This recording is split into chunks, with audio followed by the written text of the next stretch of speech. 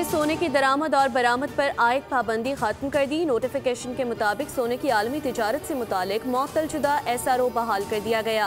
हुकूमत ने कीमती धातों और जेवरात की दरामद और बरामद से मुतालिक कुछ तरमीम भी की हैं, जबकि कीमती धातों और जेवरात की दरामद और बरामद का फ्रेमवर्क बरकरार रहेगा। रवां साल मई में सोने की एक्सपोर्ट और इम्पोर्ट पर आयद पाबंदी भी की गई है।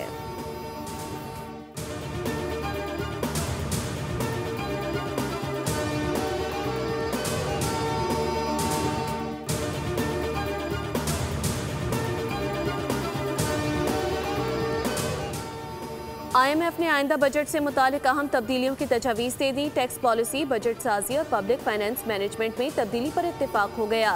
बजट तजवीज़ पर टेक्निकल रिपोर्ट जनवरी में वजारत खजाना को दी जाएगी। बजट में अहम तब्दीलियों की तजवीज़ देकर IMF वफ्द वापस रवाना हो गया। बजट अमल दरामद के प्रोसेस में तब्दीली के लिए 15 तजवीज़ ज़ेर गौर आईं।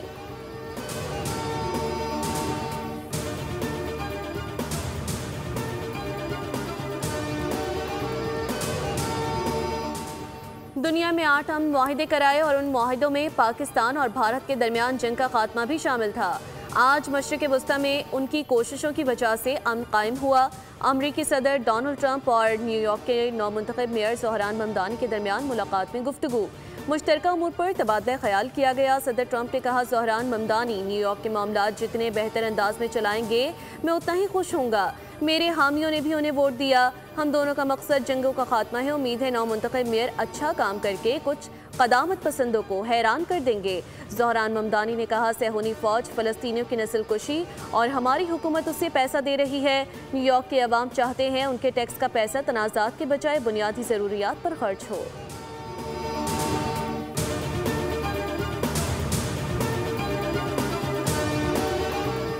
अमरीकी सदर से मुलाकात के दौरान सहाफ़ी ने ज़ोहरान ममदानी से सवाल किया कि क्या आप समझते हैं सदर ट्रंप फाशिस्ट हैं। सहाफ़ी के सवाल पर ममदानी की वजाहत से पहले ही सदर ट्रंप ने कहा कि ममदानी के फाशिस्ट कहने से उन्हें बुरा नहीं लगता। ट्रंप ने ममदानी को मुखातिब करते हुए कहा, फाशिस्ट कह सकते हैं क्योंकि वजाहत करने से ज़्यादा ये कहना आसान है और मुझे इस पर कोई एतराज़ नहीं।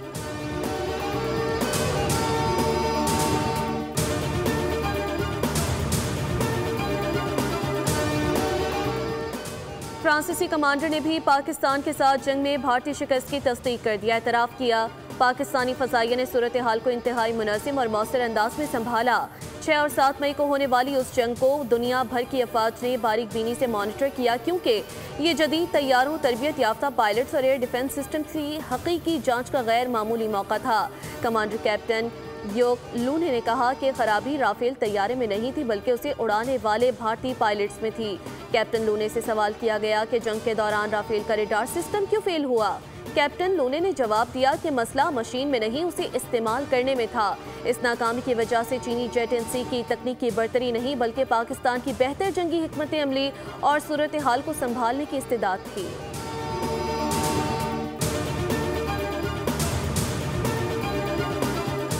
नायब वज़ीर आज़म इसहाक डार की क्रोएशिया के वज़ीर ख़ारजा गार्डन रेडमान से मुलाकात, इलाकाई उमूर पर तबादला ख्याल किया गया। सियासी और मुआशी राब्तों के फ़रोग़, दो तरफ़ा और कसीरुल मुल्की फ़ोरम्स पर रवाबित को बढ़ाने पर भी इत्तेफाक किया गया। नायब वज़ीर आज़म की जानिब से क्रोएशिया के वज़ीर ख़ारजा को दौरे पाकिस्तान की दावत।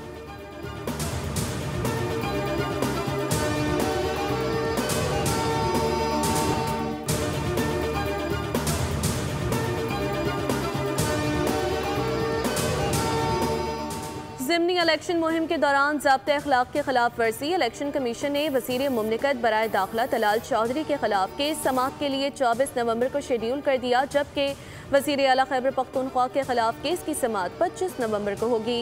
इलेक्शन कमीशन ने सुहेल खान आफरीदी और उम्मीदवार शहरनाज उमर अयूब को नोटिस जारी कर दिए।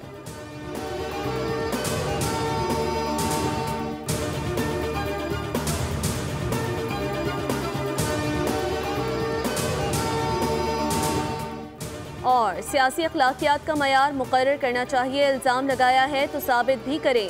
गालम गलोच, इल्ज़ाम तराशी का जवाब परफॉर्मेंस के बयानिए से देंगे। वज़ीर आला पंजाब की नेशनल डिफेंस यूनिवर्सिटी के वक्त से मुलाकात में गुफ्तगू, नेशनल सिक्योरिटी वर्कशॉप की शिरका ने हुकूमत के फलाही इक़दामात को सराहा।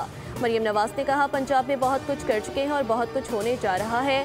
स्मोक कंट्रोल के जरिए दीगर करने के लिए अनथक मेहनत की गई है। मेरिट का निफाज और सिफारिश की नफी हमारा नस्ब बुलंद है। नाकामियों का मलबा ब्यूरोक्रेसी या दूसरों पर नहीं डालना चाहिए।